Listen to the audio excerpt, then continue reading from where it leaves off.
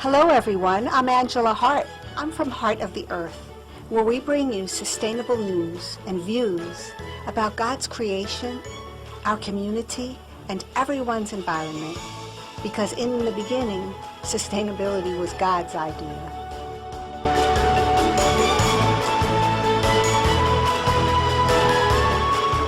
Hi, I'm Angela Hart, and welcome to Heart of the Earth. Today we're going to be discussing evolution versus intelligent design. We're going to be examining science, theory, facts, evidence. What are the issues here? What's really going on in our educational system and amongst other scientists? So I have with me a scientist named Lawrence Hallahan. He's got a BS in marine biology from Southampton of Long Island University, Southampton College. Welcome, Lawrence. I'm glad you're here today. Well, thank you very much for having me. This is really exciting. I've been wanting to film a show about this for a long time because there's a lot of information that's posted out there. It's being handed down to students and information that we take as if it's scientific fact, and a lot of it is not proven, and I want to know what's going on. We want to talk about microevolution, macroevolution, what's the difference, age of the earth, radiometrics, isotopes, DNA, fossils, all this exciting scientific information that you never knew you had to learn about. But if you learn about it, you'll find out there's more to the picture. So Lawrence, how would you like to open up our discussion today? I'm hoping it will be about the difference between micro and macro evolution, because there is a difference, isn't there? Okay, micro and macro evolution have been, these kind of buzzwords have been thrown around a lot. Microevolution is small changes within individual species. So what we observe in the environment is a moth, for example, that lives in a certain color tree. If that tree should get polluted or whatever, the moth seems to change color and become a new color. Interesting. Or, you know, the weather may change, the climate may change, and the animal adapts to the climate. That's micro change. Small changes. Microevolution. Macroevolution has to do with changing one kind of animal into another kind of animal. That sounds bizarre. It does. It's a very difficult thing to prove, for one thing. And secondly, it's not observable. Observable. That sounds like a key word in science, from what I understand. Observable is the key word in science. In scientific method, there are 4 steps. The first step is to observe. So we go and we go to the environment, we go to nature, and we see an animal doing something or behaving some way, eating something. The next step is we ask a question about that observation, not about the general animal, but about that particular observation. And we say, how did that particular behavior develop?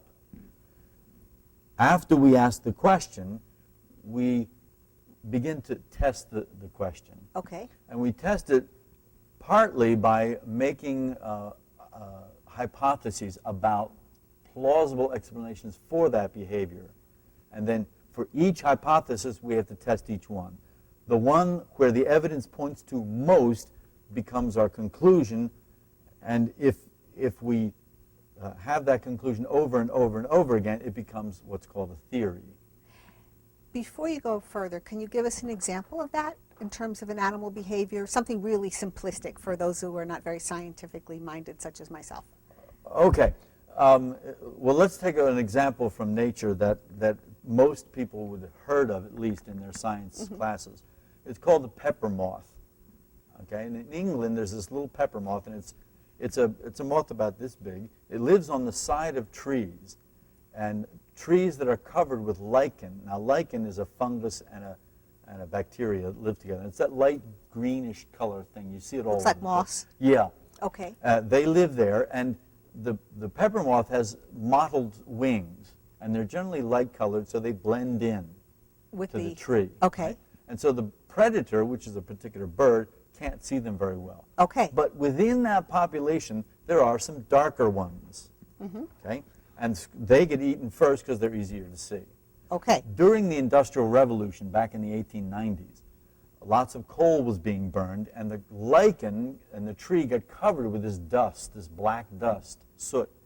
So more and more of the darker colored pepper moths were surviving than the lighter colored.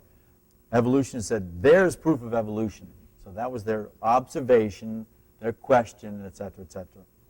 Okay, so that's an example of how we can do that. They concluded that evolution was happening right in front of their eyes. But instead it was... Well, if we examine that a little closer, we see that actually no change in the individual, in the species, happened at all. Because, of course, the two varieties were already there in the population. Oh. What changed was the ratio of one to the other. And so when the Industrial Revolution was sort of over and the air got cleaned up again and the lichen got lighter, it swung back to the lighter side as well, again. Wow. Now, of course, evolution says, well, the reason it didn't change the species, we didn't have enough time to do that. However, that's sort of a cop-out because we didn't observe something. And so observing is the most important thing in empirical science. It's observation. If we don't have an observation, that doesn't mean we can't do science.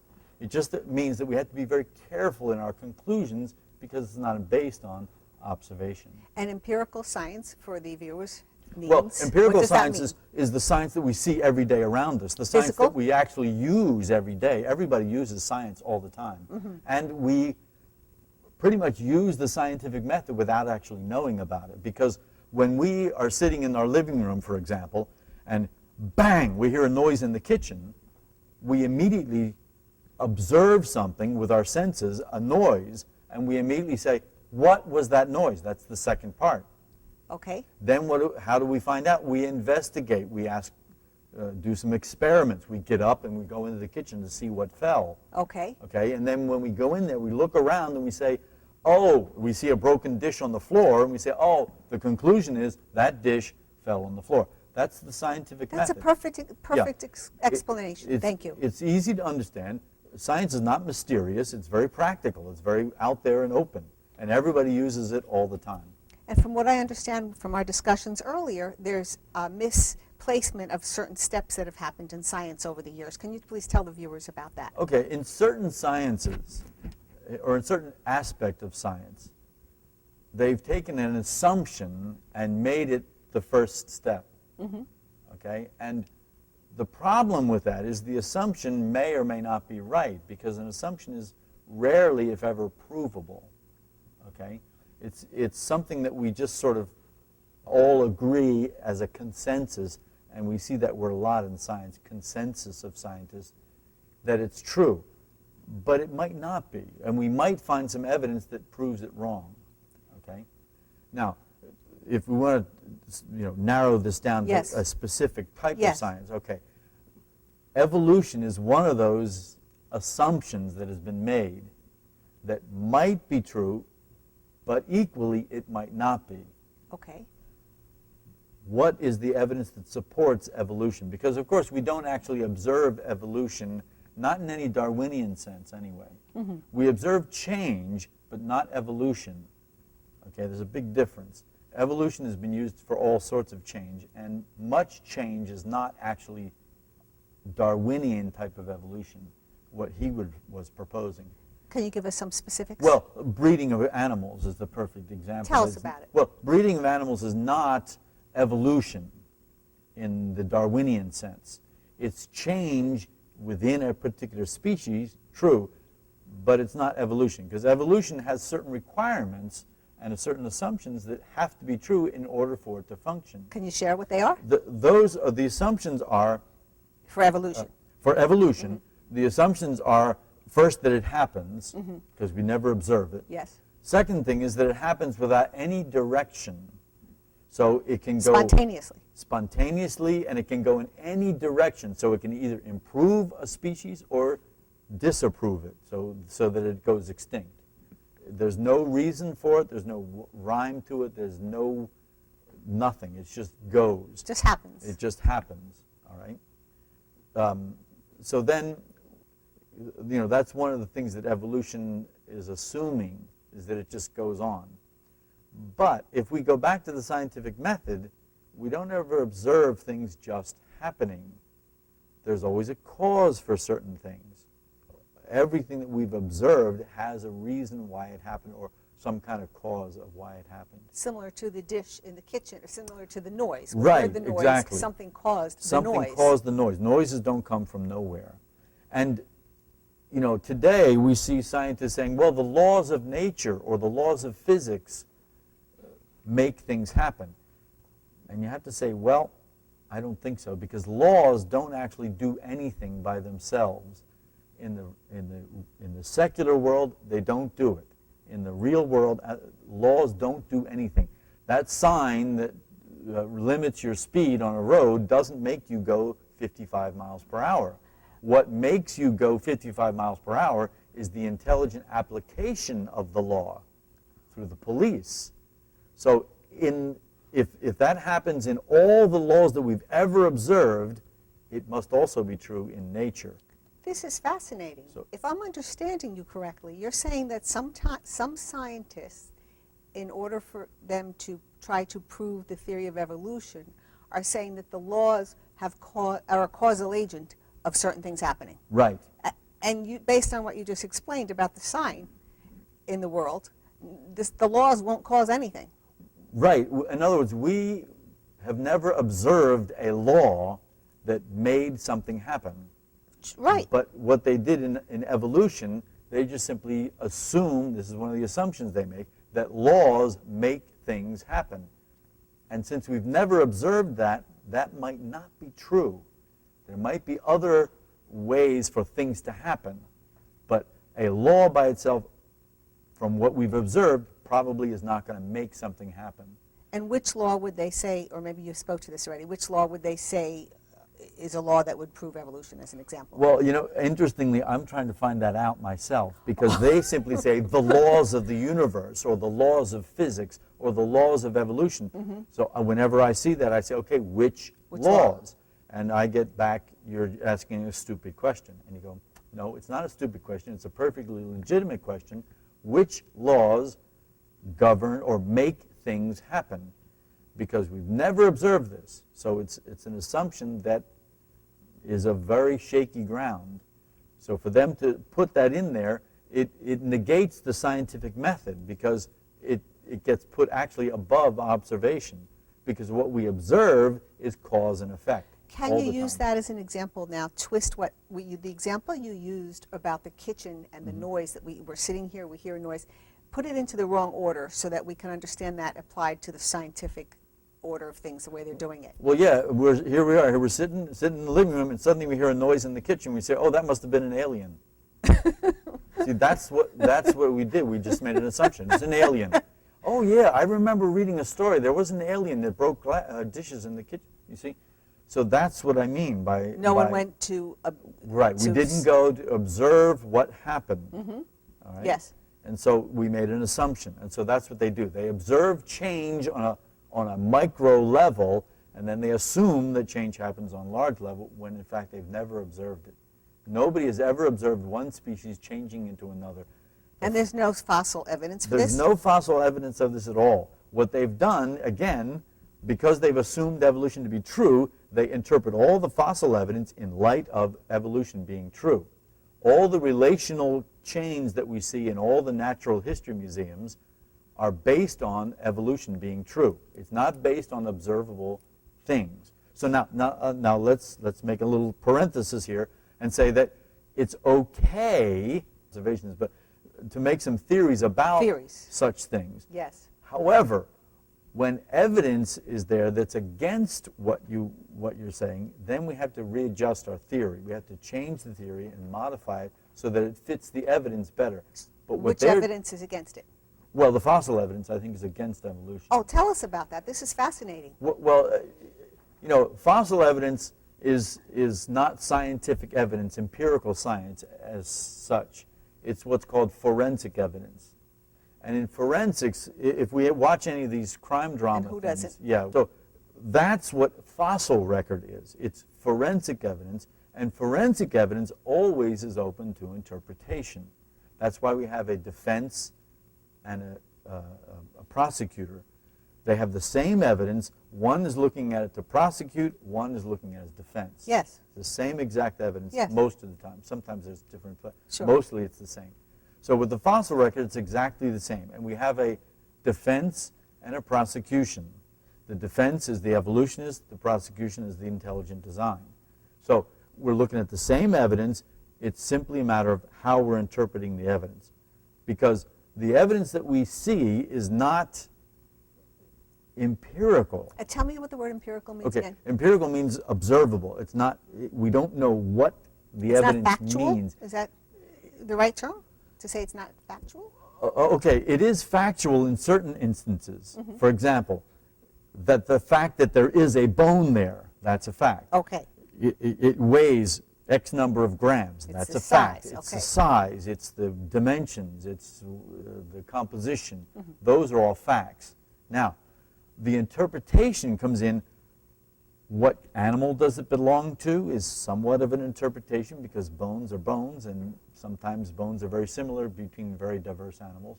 We've observed that in the world we live in now. Mm-hmm. How did it get there? How old is it? When was it alive? What caused its death? All those are interpretive things. And that's where the theory of evolution versus, or the age of the earth, those theories come into play. Well, evolution comes in saying, how is it related to other animals? Okay. Okay? And it's difficult to determine that, okay, by the empirical evidence. Sometimes it's easy, other times it's not so easy. When is it easy and when is it hard? Well, it's easy when we have an example in today's world. Okay, so we observe today this kind of bone. We see in the fossil record the same kind of bone. It's very possible that it's related. Not absolutely, but very possible that it's related. A plausible explanation, a conclusion could be this animal is related to this animal. The horse, as an example. Right, an example for a horse.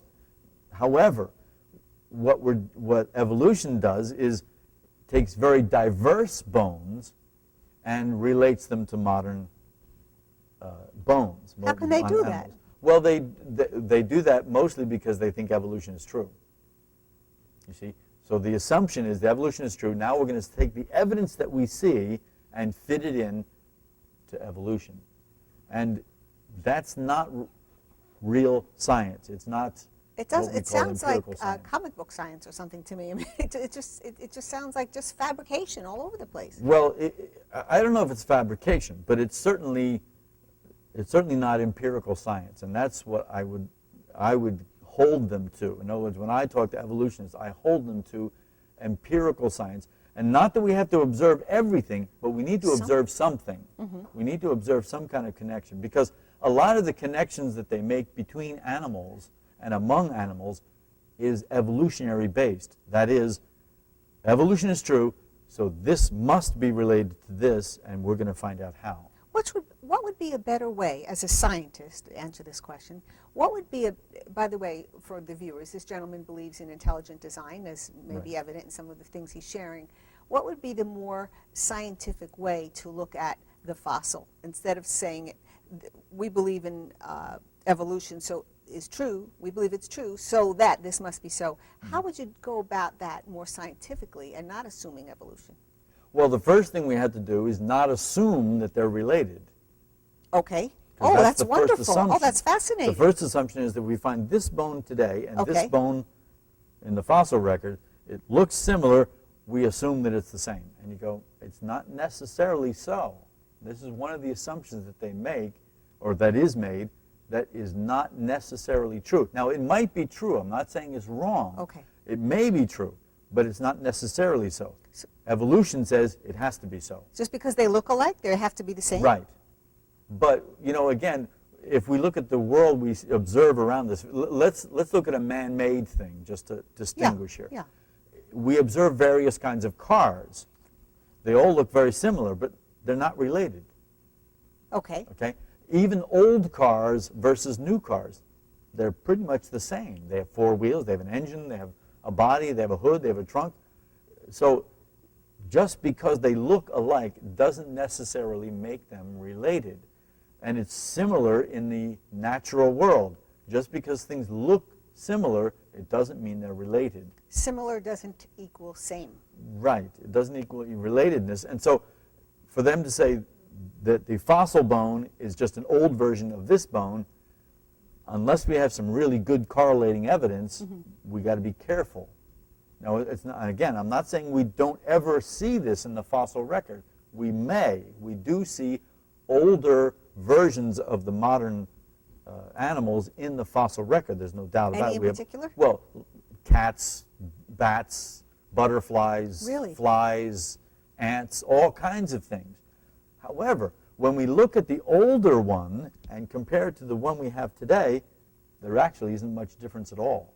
And we're talking what they keep saying is millions of years. That's 40 million years. So this proves what then? This idea that...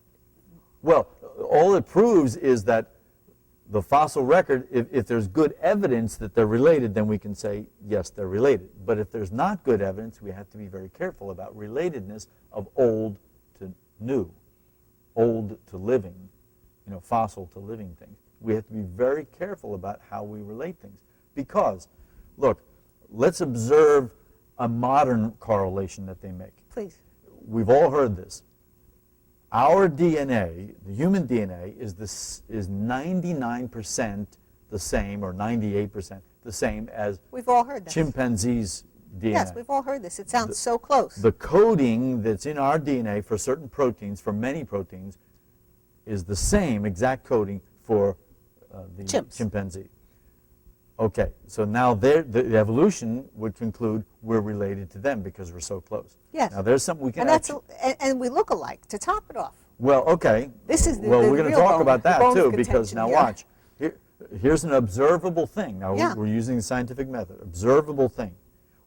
Let's, however, take a little closer look at this, because are we the same as chimpanzees? Are we similar? Well, are we the same or similar? Well, are we similar? Let's use the word similar. Okay. Are we similar to chimpanzees? I- No, we're not. The reason I say that, we're certainly not 99% similar. We're not 99%. No. The reason we can say that is because when you put a human next to a chimpanzee, you can immediately recognize which one's which. There's no wondering, is it the same or Oh, different? that's fascinating. Wait a second. Audience, viewers, this is very important. You just said it so matter-of-factly. Here we're talking about just a 1% difference in DNA. And people would say that's almost exactly the same. And yet we can observe when a Right. human is next to a chimp that they are not at all the same. Right, Oh, well, not at all. Not very much the Well, same. not very much. As Right. a matter of fact, That's we're way an more excellent different point. than we are the same. We're way different than we're the same. We're different in locomotion. We're different in our bone structure. We're different in our heart, our lungs, our digestion. Let's take one of those at a time. Locomotion, let's talk about that. Well, we walk perfectly upright on 2 feet, don't Correct. we? They don't. As a matter of fact, they can't. They walk on all fours, like a chimpanzee with their feet way out like this and their legs spread wide, and they walk on their knuckles. Because of their hip structure. Because of their bone, their whole bone structure is totally different. Their arms are way longer than ours. Their Oh, right, fingers so are they totally can- different. They have right. totally different feet. Right. I mean, the number of things that are different about us way outweigh the DNA similarities. Tell us so, more. So locomotion, so- and what else did you say? Well, the blood is different. What do you mean by that? Well, they don't have the same kind of enzymes in their blood that we have in ours. Oh, that's so they're another. Not Listen, I'm they're sorry. Not compatible. I'm sorry. You're teaching me so much. That's another very important point. That if they were so similar to us, we could get plenty of blood transfusions Right, from them. we If they could. were so similar, If they were 99% the same. wouldn't you think? Yeah. Okay. So look, we that's can't even amazing. just transfer blood from another human to another human Hard without enough. typing it first, and we're 100% the same. So that difference, that 1% difference, doesn't mean hardly anything. But I want to keep breaking it down because everyone points to those 1% figures. Well, we so have you different said breathing digestive. systems. Yeah, tell us We about have that. different breathing systems. How Their is it lung different? capacity is way different than ours. Their nose is totally different. They have a totally different kind of nose. Their nostrils are wide open. Ours are much closed. Plus, they have a lot more muscles in their nose that they can open and close. Now, evolutionists are going to say, well, that's just adaptation differences. But it's not just adaptation. These are fundamental differences. They eat a total different diet. Their digestion is completely different from ours. Yes, we can eat some of the same foods, that's true, but their digestion is very, very different. Their brain is obviously very different than ours. What about the shape of their skull? Isn't that also different? Shape of the skull. I mean, there's just so many differences that to point to this one area where we're the same and say we're absolutely related is not good science. It's really not.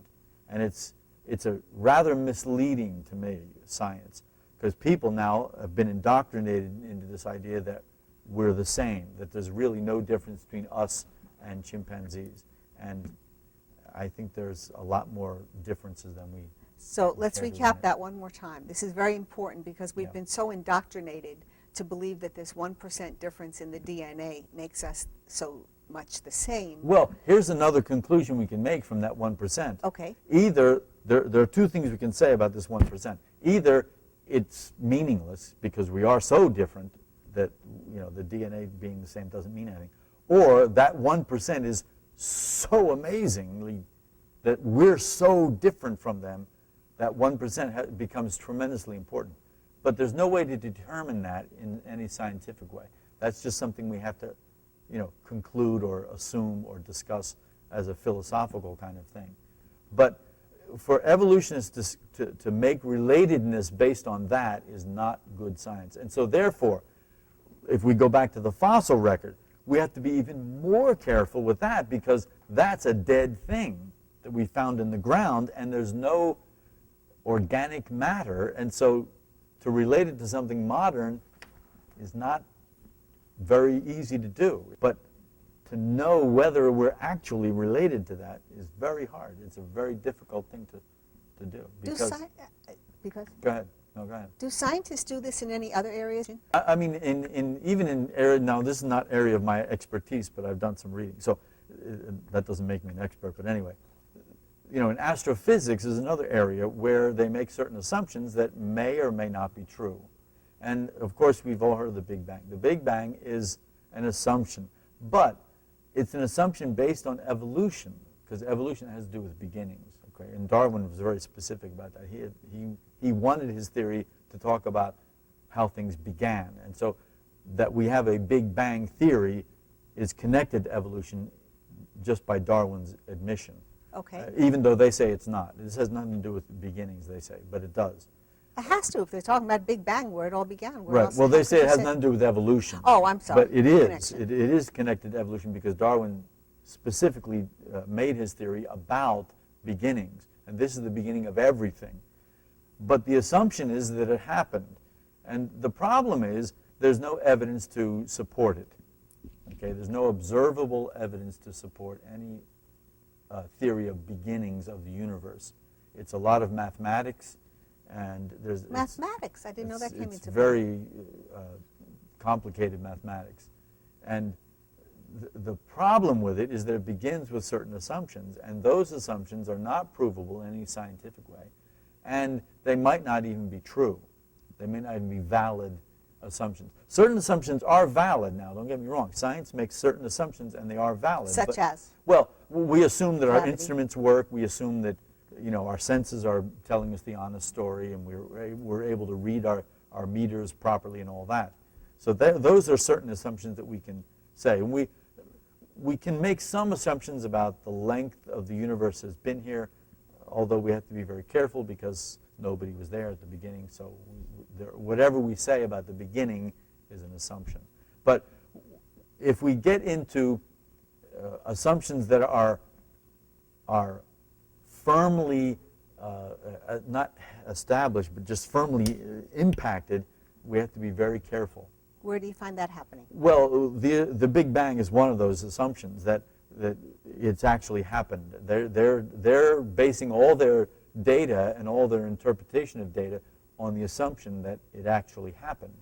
And the reason they say it actually happened is that, well, we have the universe that we have. And you go, yeah, but you can't, that's like circular reasoning.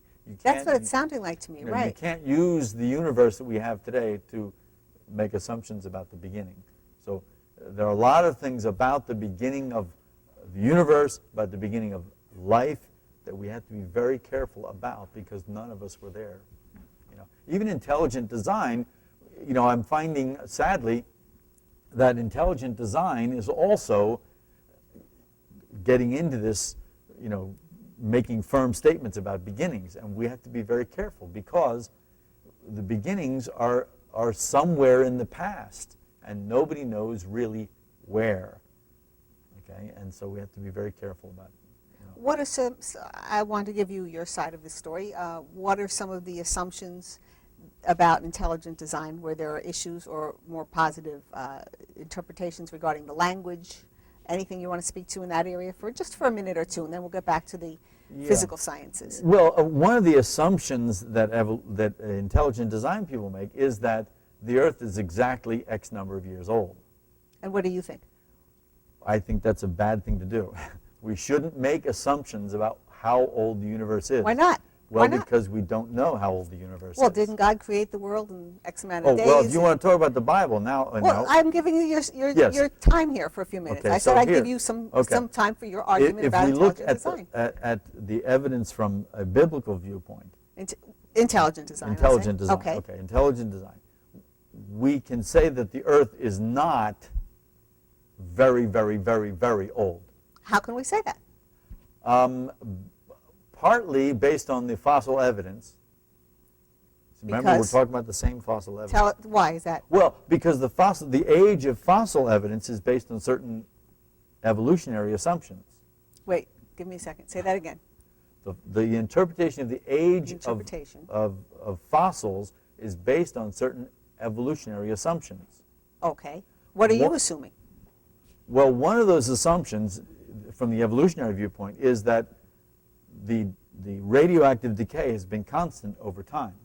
Intelligent design says that's probably not true. The radioactive decay. Yeah, How does radioactive that come decay. into play? Why is that important? Well, because with radioactive decay, there's a thing called half-life. Half of a lump of radioactive material will decay in X number of years, then half of that will decay, then half of that will decay, and half of that decay. So How many years? If we assume, well, it's different for different elements. Okay. If we assume a pure lump at the beginning, whenever, and we only find half a lump, okay, then we say then it's that many years. What kind of years are they throwing around as examples? If the half-life of something is a million years, okay, so we have a lump of substance X, the half-life we know is a million years, or we assume is a million years. We find a half a lump somewhere. Oh, this rock, it's a whole rock still, but only half of it is radioactive, right? Oh, radioactive. It's only half radioactive now. So we can assume that that rock is a million years old. If it's only a quarter, then it's 10 million years. And or if it's only 250 or whatever, yeah. right? So that's how they make these assumptions. But that's based on the assumption that the half-life has remained the same over a very, very long period of time. That we don't know. 1 second, you just lost me on that. Why is that based on that assumption? Well, because that's the assumption you have to make. You have to make a certain assumption in order to determine the half-life of a substance. Okay, we have determined that certain radioactive substances decay. That is, throw off. This is scientific fact now. It's scientific theory. Oh, that's not even factual now. Now they don't. Well, okay, but be careful. Let's not put down theory. Theory is the way science works. So Really? It's okay to have theory. So scientific theory says that if I have a certain amount of radioactive material at the beginning, it will decay to half in a certain amount of time. Well, that must have been observable, though. It can't just be theory, right? It's not directly observable. Okay. It's not directly observable, but it is observable. Radioactive decay is observable, but it's not. The long term is not directly, obviously. It's not directly observable. So, because none of us have lived long enough to observe it and record none of it. us have lived long enough to see the beginning till now. So we've made certain assumptions about radioactive decay. All right, and those assumptions may or may not be valid. Some of them are, but some are not. The one that intelligent design doubts is that the rate of decay has remained the same. The reason we say that is because when we observe other phenomenon of change in the natural environment, not organic change, but change in the rocks and stuff, it's not the same. It changes depending on certain conditions. Well, one like, for second. example, erosion. As an example. They assume that erosion... Who's they? Well, People evolution. who believe in evolution. Yeah, evolution would assume that erosion of rock is the same all the time. It's been the same for millions of years. So now that we have a Grand Canyon, for example, and so it's this deep and it's eroding at, you know, a half a centimeter per year now. So we just assume that that's true all along.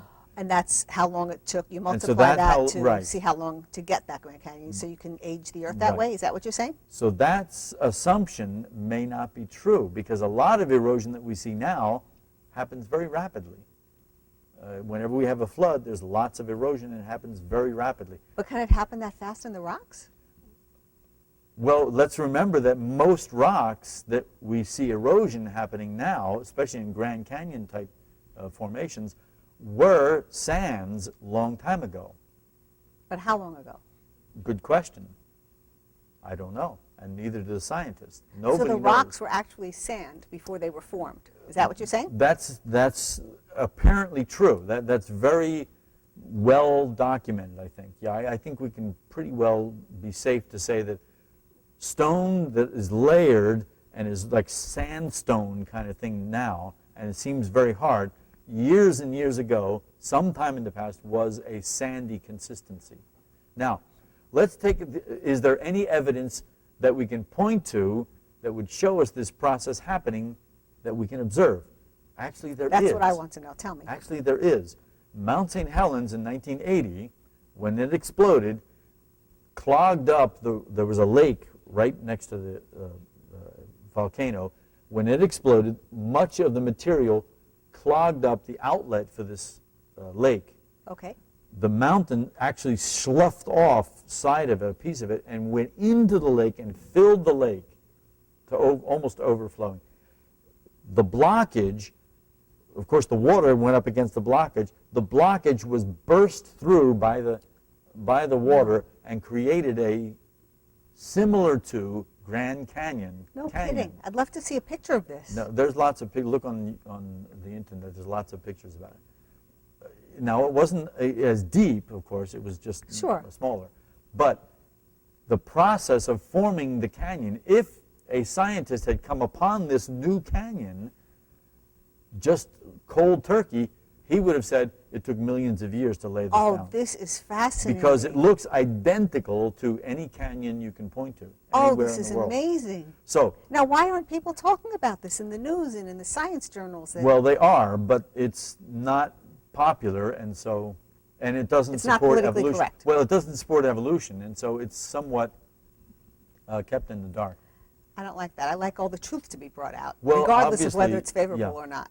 To get some of this information, you have to go to like a creation or an intelligent design site. But I don't want anybody to think that I'm putting science down in any way. Well, you're a scientist. How can I'm you? simply saying that we have to be careful about the assumptions we make to get the conclusion of evolution. We have to be very careful, as well as the conclusions of intelligent design. We have to be very careful and couch our statements in very careful terms so that we don't get misunderstood. Okay? We can't just assume things unless we have really good evidence to assume that. I think the idea that things have stayed the same for very, very long periods of time is not a good assumption to make, because the world we live in around us now, things don't happen that way. They happen at different rates under different conditions. As an example, as this the canyon, volcanic. the volcanic thing. So there's an example of something that we would assume takes a long period of time, and it took only a couple of days. And you go, okay, so maybe it's the possibility at least is there that even a big thing like the Grand Canyon, it might have happened in days. In a similar fashion, because we actually could observe this Mount St. Helens happening right in front of us. And what it did was it created an identical phenomenon that we observed That is amazing. in the Grand Canyon. And you go, wow, that's like very interesting. And nobody would have thought that. Right. could have caused Right. the Grand Canyon. Nobody, They would have said it had to happen over millions right, of years. exactly. So, if we postulate a large event happening that clogged the Colorado River at some point with a lot of sandy material, which got crushed into stone, which it does, and of course we can observe that, and suddenly burst through, then we get the Grand Canyon. I don't know, sometimes I think God has a sense of humor. He makes apes that look like humans a little bit, and now we find out the Grand Canyon that we think would take millions of years could happen in a matter of days from an eruption. So now again, we're not saying that it did happen this way. Right, but it's possible. But there is the possibility that it didn't take millions of years, okay? But the evolutionists won't admit anything. It has to be millions and millions of years. They're kind of locked into this, and they're not willing to change the idea. Well, tell us about mutations. People speak about the different mutations in species. Okay. And even how did we get, from a scientific perspective or from intelligent design, how did we come up with the Asian and the black and the white and the different races? How did that happen from scientific perspective? Okay, well, let's talk about mutations first off. Mutations are sudden changes within either what used to be called a phenotype, that is type, which is the appearance of an animal. And then there's the genotype, which is the genes, the actual chromosomes and the DNA. Okay, that's the two areas that we need to look at. A mutation might be genetic, that is, within each cell something changes, and therefore the animal either grows another appendage or a cancer. From what we've observed, again, we go back to scientific method, the observation is that most mutations are harmful to the individual, not necessarily to the species, but to the individual. Okay? So there's that we have to make that distinction. Let's talk about that for a minute. Well, Can you give an example? A tumor is a mutation. Right. And it's harmful to the individual, but it doesn't necessarily get passed on to that individual's children, so the next generation won't have that. Oh, okay. It could pass, it might not pass on. It'll hurt the one, but okay, I didn't understand. So it's a genetic mutation. Right. Because that's how you grow new cells, right?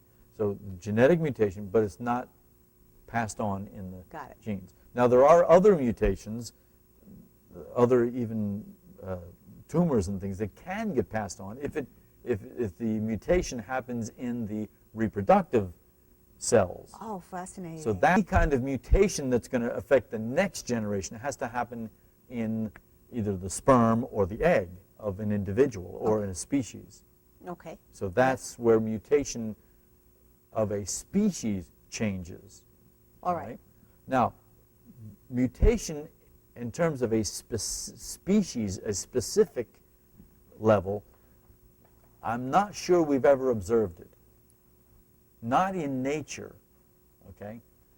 Animals left to themselves just breed. They just breed more of the same. Now, individuals may vary, okay, as to color, as even to size, even to, external facial yeah, hair or but skin that hair, doesn't mean the fur. species has changed, okay? Interesting. The genetic makeup is already in The DNA. the DNA, and so therefore there's a lot of variation in that genetic makeup, and so therefore individuals within a species may be different from one another, just like humans, okay? No two humans are the same. Well, why is that? Because we're all different? No.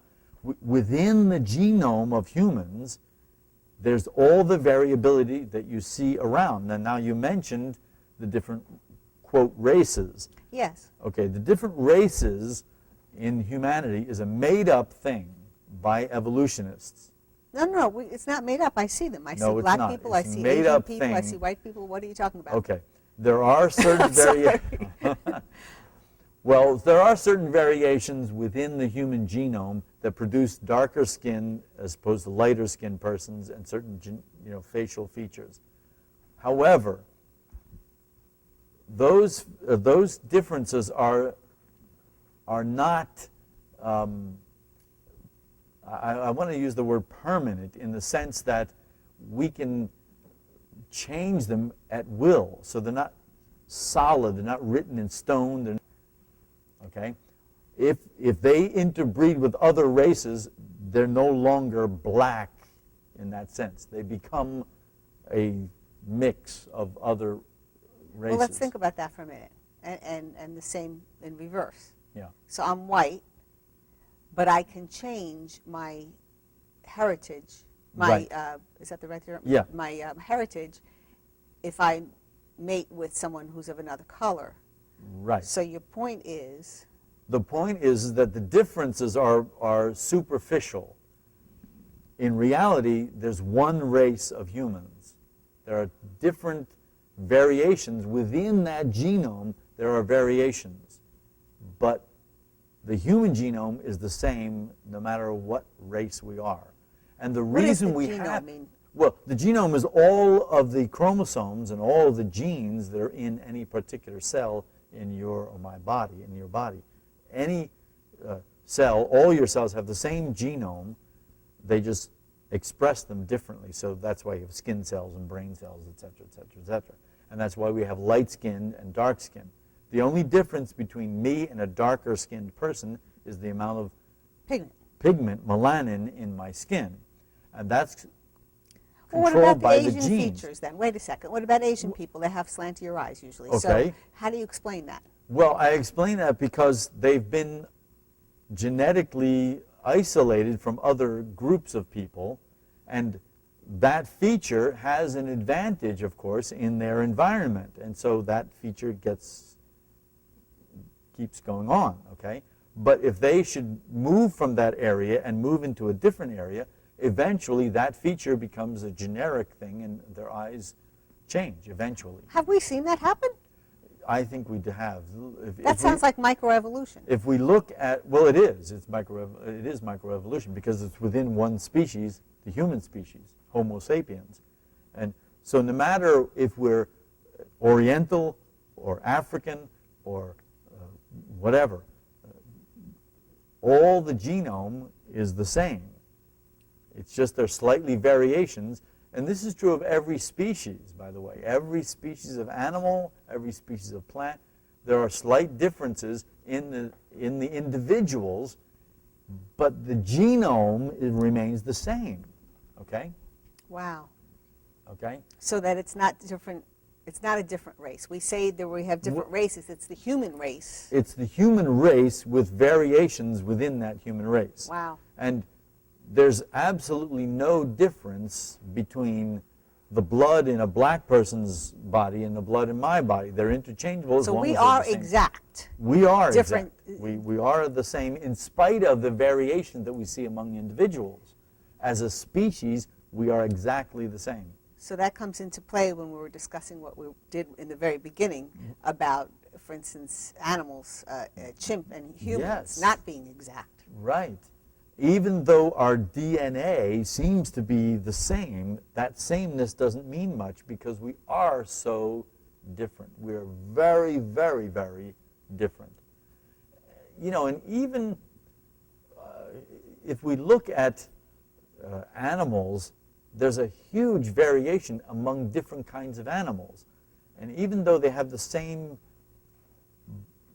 sort of the same bone structure. Well, like a horse and a donkey, as an example. I don't know if they're related or well, mule or... they're much closer in relation in the sense that, you know, they're both four-legged ungulates and they eat the same kinds of food, et cetera, et cetera, et cetera. Well, so do dogs and other... But between their bone structure, say, and a dog or a cat, we see a huge difference. Correct. They don't walk the way That's they do. right. Their bone structure is very different. There's so many differences. To make them related in any kind of evolutionary sense is a very, very questionable thing because there's no direct evidence to show that. Do the evolutionists try to say they're well, related? Of course, they think they do. They Dogs do. and cats?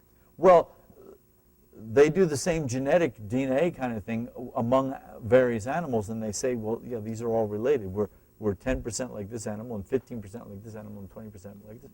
But again, just because we make the same proteins, because that's basically what it is. We're measuring proteins here. Yeah, we're measuring the manufacture of proteins by the DNA, because Okay. that's what DNA does. Thank you. Right? And just because we make the same proteins, that's hardly surprising since many Life. of us, it's life, and we eat some of the same foods, et cetera, et cetera. But as to relatedness, that's questionable, very questionable to me. Well, as an based on what intelligent- you spoke about, with the differences, we don't have the same blood type.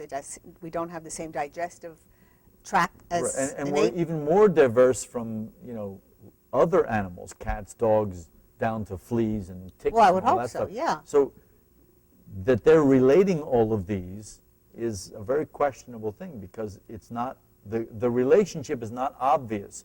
The relationship is mostly based on evolution is true.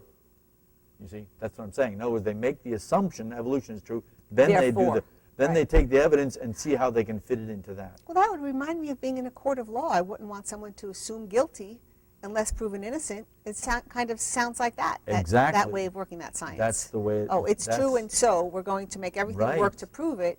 Right. Well, I wouldn't want to be found guilty based on that. Now watch what's happening in science. If you read science literature, and I do a lot, now we're not discovering or making new discoveries. We're finding out how does evolution work.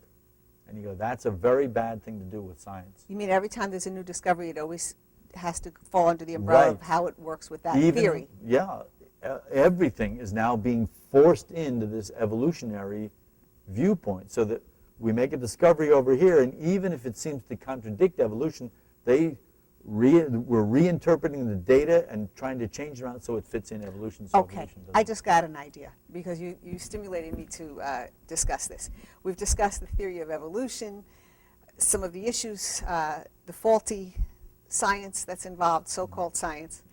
You believe in, and I too believe in, intelligent design. What arguments can we give based on history, the historians who wrote the Bible? Give the biblical perspective. Let's do it. Let's share why you can use the Bible, which many people think is just an unauthorized version of history. Tell us why you believe that Moses and the other writers got Well, better information than we have now. Well, I don't know if they had better information, but let's take a look at the Bible. The Bible is, without a doubt, the best ancient piece of manuscript writing anywhere in the world. What do you mean by It's that? the best supported by documentation. It's the best supported by archaeology. It's the best supported by evidence of historic evidence of every kind. It's the best of any But says ancient who? literature. Says who? What do you mean it's the best? Based on what? Says How many archaeology. manuscripts? Oh, Well, archives. yeah, obviously the Bible has way more manuscript evidence to support the translations that we have now than any other ancient literature. They're not only more, they're closer to the source than any other literature anywhere in the world. They're better preserved than any other. There are fewer mistakes in any of the manuscripts of the Bible than any other historic I always document. hear people say, "Oh, there's so many mistakes in the Bible," and they No, there probably aren't haven't any. even read it. There Okay. aren't many And you're a mistakes. scientist, right? There are a few differences in one manuscript to another. As an example, Most of the difference has to do with this language and this language.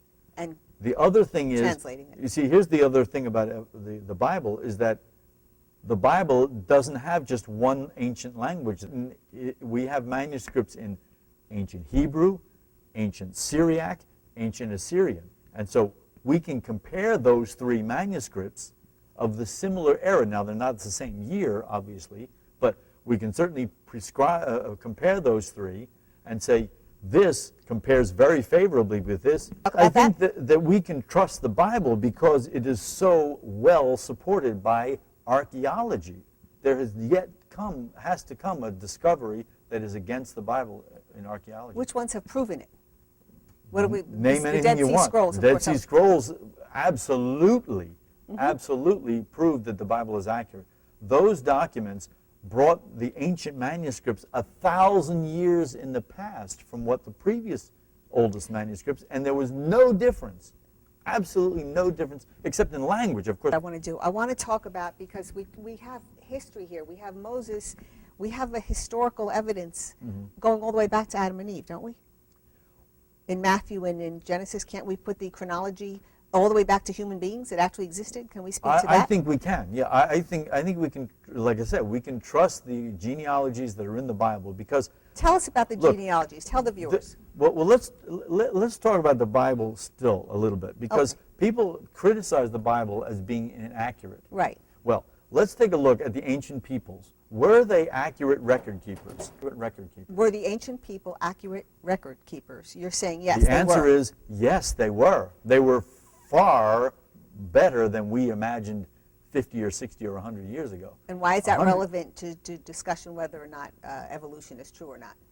Well, it has nothing to do with evolution. It has to do with the Bible. The Bible can be trusted because the recorders of the Bible were supremely accurate and careful in their Scribes, transmission the way they- of the Bible. They weren't sloppy copiers. Okay. They were very careful. If you look at ancient manuscripts, you would think somebody typeset it on a computer. It's so careful. The columns are exact. The lines are perfectly straight. The letters are just perfectly formed. So they were very, very careful in transmitting and copying over the manuscripts. So the manuscript evidence supports Supports the intelligent accuracy. design and the accuracy. What else, as a scientist, do you find interesting? The recorded events in the Bible are totally supported by the archaeology of the same area. Years ago, 150, 200 years ago, they thought people like the Hittites and the Perizzites and all those people were imaginary. They dreamed them up until they found settlements. They found settlements? So they found all kinds of archaeological evidence that is almost irrefutable to support the Bible. The Bible, like I said, is the best supported book anywhere in any other literature. The Iliad, the Odyssey, the history of Rome, all those books are not anywhere near as accurate archaeologically as the Bible. Well, coming from a scientist, I respect what you're saying, and I appreciate it, and I'm sure the viewers will as well. Wow. So we've got the history, we've got the geography, we've got the archaeological side. Do you want to share anything spiritual? How old were you when you came to believe in intelligent design? I was about 27 or 28 years old, because when I was in college, I was an evolutionist. You were? And so that's why I can sort of speak clearly about such a topic. And I was only convinced after I read a few other books, other than evolutionary books. I read a few books about intelligent design and creation that enabled me to see, or at least look at the evidence with a new mindset.